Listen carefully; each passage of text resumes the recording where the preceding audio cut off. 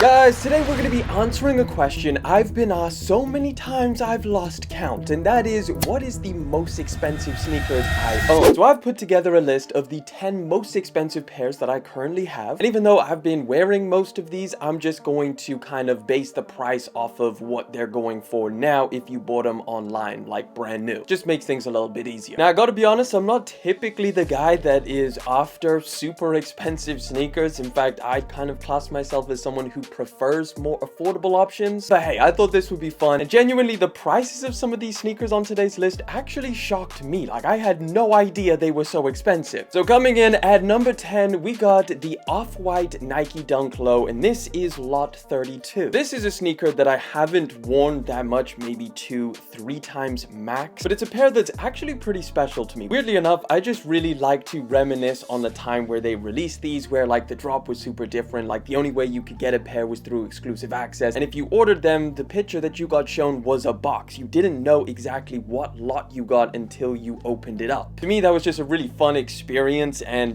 this is the one that I got, lot 32. One that I do really like. I think like the, the light gray and the blue overlace, whatever you want to call it, is just a really nice combination. I mean, it could have been a lot worse. I could have got the pink laces or something like that, something which I probably wouldn't wear, but I would definitely wear these. Now, obviously, because of Virgil's passing, these became infinitely more special to me and something that I'm never going to sell. I think I'm always going to keep my hands on these. The price on these is about $500 to $600, probably about $550. So yeah, they are extremely expensive. And number 9, probably one of the most worn sneakers on this list. It's the Yeezy Wave Runner. I like these things so much, and it's such a freaking iconic pair of sneakers. I have to rock these things pretty much anytime the sun comes out. They're incredibly comfortable. I love taking them on vacation with me. It's the perfect just kind of like slip them on and go type shoe. Like, I always leave them unlaced. I got mine on one of the restocks, so this is like a 2021 pair, so I imagine around that time. Definitely didn't manage to get them on like the first drop, even though that would have been pretty cool. That was like back when everybody was hating on this sneaker. And honestly, I wish I had a second pair of these to see these things getting pretty beat down, and you want another pair on ice, but unfortunately this is the only one that I have. And even though they said that they just did a restock, there was like 0 pairs. So yeah, this is the only one I have, and currently they go for about $500 to $600, similar to the Off-White, but I'd say these are probably going to be very expensive in the future. Obviously, there's no more Yeezy and Adidas, so yeah, they're at number 9. Coming in at number 8, we got the Jordan 3 J Balvin, a very recent release. I think these dropped in 2023. It's not a pair that I feel incredibly sentimental about. It's just a cool looking pair of Jordan 3s. Really nice collaboration. They did a good job, but I think the price tag is just insane. At anywhere between $500 to $600, I think that's just too much for this pair of shoes. Luckily, I did not pay that. I paid closer to about $400-500 maybe, but that was mainly for the video. I definitely don't think I would spend that much on these things just as like a pair of shoes that I really like. Even though I do really like it, it's a nice colorway and one that I do wear. Took these things on vacation in Mexico. I just don't think it's worth that price tag. It'll be interesting to see whether these actually stay at that price or if they end up dropping down. Coming in at number 7, we have a disgustingly expensive pair of shoes, which in my opinion should not be this price, and that is the Travis Scott Jumpman Jack. Now, this is a pair that obviously only just released. I only just got my hands on it. Obviously, I wore it for the review, but that's pretty much it. I think I am going to wear these things a decent amount. Again, it's another pair of shoes that I do like. However, I think this one is a little bit artificially inflated. Like, I do not think that these should be at the price that they're at. In fact, I would have put money that these would have been closer to that $300 range if they did actually release a normal amount of these. But of course, Travis Scott, Jordan Brand, they decided to make them incredibly limited, incredibly hard to get, and therefore you're looking at about $600 for these things.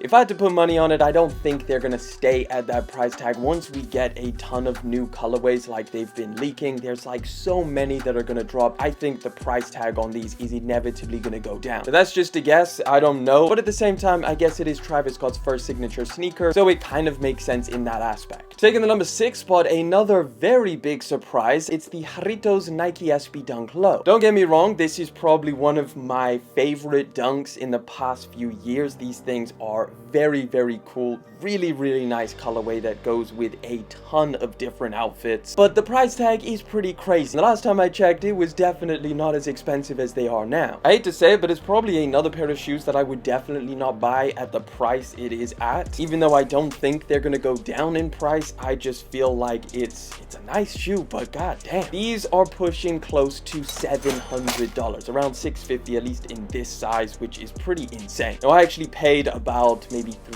$400 for these when they first dropped, and I'm glad I did because I'm super happy that I have them in my collection. And at that price, it's a lot more like I can get to $300-400, but definitely not $700. No thank you. Coming in at number 5, we've got the Amamenier Jordan 3. This one was a pretty wild release. I do have some fond memories around this sneaker. It was one that really had some shockwaves around the sneaker community because everybody seemed to love it. I gotta be honest, it's a really, really nice pair of shoes that I am super glad to have in my collection. I definitely did not pay what they are worth now. I paid about $300 for this pair of shoes, maybe $400. It's a phenomenal colorway. They did really good on the materials as well. You've got the soft suede around the toe box, soft suede around the back. You've got a quilted sock liner, which is just, yeah, it's pristine. But currently, this pair of shoes is also worth close to $700 in this size, which is just absolutely nuts. Taking the number 4 spot is a pair that's, it's actually kind of sad that they're at the number 4 spot, but it's the Born and Raised Nike SB Dunk Low. So this was probably lined up to be a somewhat regular Nike SB Dunk release. Like the average, yeah, it's gonna be limited, yeah, it's gonna be hard to get, and it's a really nice pair. But the really sad part and why this is such an expensive shoe right now is because of the unfortunate and untimely passing of the Born and Raised founder Chris Banto. Because he passed away right at the time of the release of these things, like maybe just before, they pushed back and potentially almost canceled the release of these things, so they became almost impossible to get your hands on. I personally paid, sadly, around $600 to $700 for this pair of shoes because I got them before they dropped. Now, this was before Chris passed away. This was before all of that, and typically if I have to get a pair of shoes for a video early, they are way more expensive. Today, these are going for about $700. But I'm super happy that I have them. I think it's a really nice pair of dunks. I like them a lot. They're great quality. Leather, sock liner feels amazing. And I think the colorway and the added details make it very unique and very special. Couple honorable mentions that I wanted to just kind of drag up in here that didn't quite make the list. The first one is a really cool, interesting pair of shoes, but it is one of the world's first tattooed dunks. Now, these things are crazy. These are basically a regular pair of Nike dunks, but they've been hand tattooed. So basically, I had no idea that this was even possible. Most people think it's actually fake, but it's real. The man actually tattoos these things, and each one is very limited, and they only make, I think this one was like 1 out of 5. Now, they sell them for about $550, so again, technically really expensive, but the base pair of shoes is just a regular Nike dunk, so you're just paying for the tattoo, basically. Another honorable mention is the Jordan 5 Off-White. I bought these things right around the time their virtual passed. It's a pair of shoes that I always kind of wanted in my collection, but just never pulled the trigger on, and then when I realized I'm never going to get the opportunity to get anything like this again, and the prices are probably going to get out of hand, I pulled the trigger, and I keep these in my collection, always remembering the insanely special Off-White and Nike collaboration. Oh yeah, and these are about $550 to $600, so yeah, pretty crazy in price. Now, this is one that absolutely blew my mind. I had no idea this was such an expensive sneaker. It's the Cortez Air Max 95 Pink Bean. Now listen, yesterday, if someone came up to me and was like, I want to buy your Cortez shoes, I'll pay you $300, I'd be like, sure, that sounds like a great deal. But now, after I actually looked it up,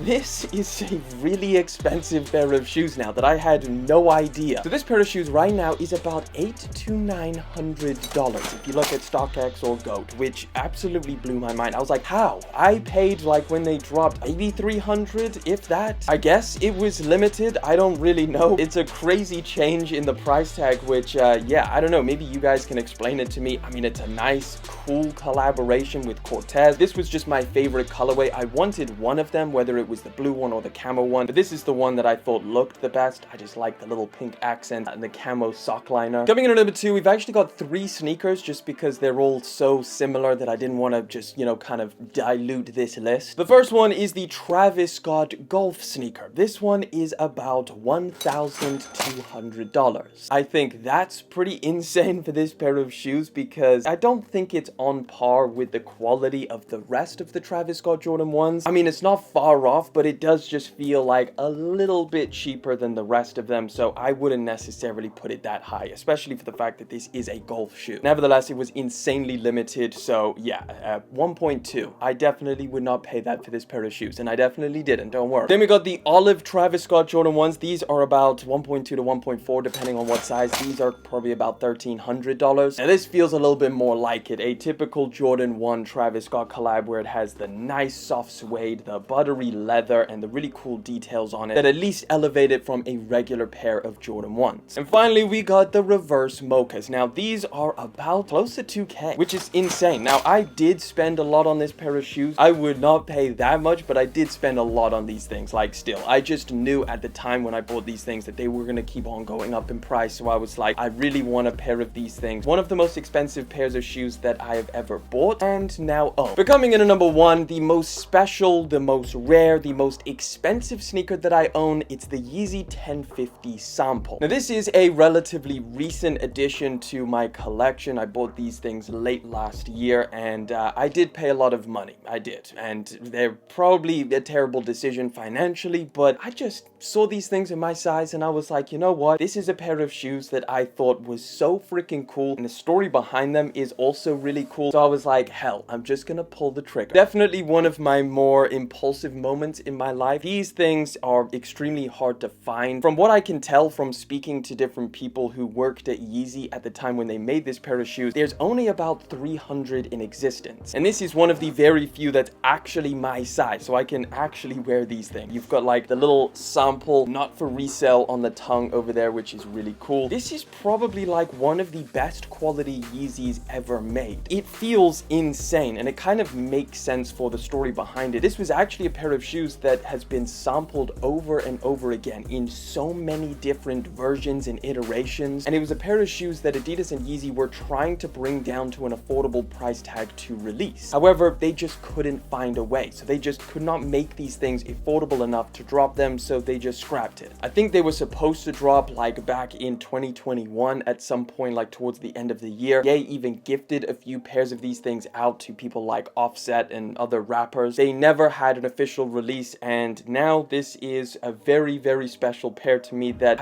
I definitely want to wear, but at the same time, I'm also like, this is one of those like kind of art piece type shoes. Even though I have like chucked these things on for a video, it's probably the most special pair of shoes that I own. But there you have it, guys. I would love to know what your most expensive sneakers are. Drop it down in the comment section. What's a sneaker that you spent the most amount of money on and own? Now, also, if you want to check out another video, click that one right over there.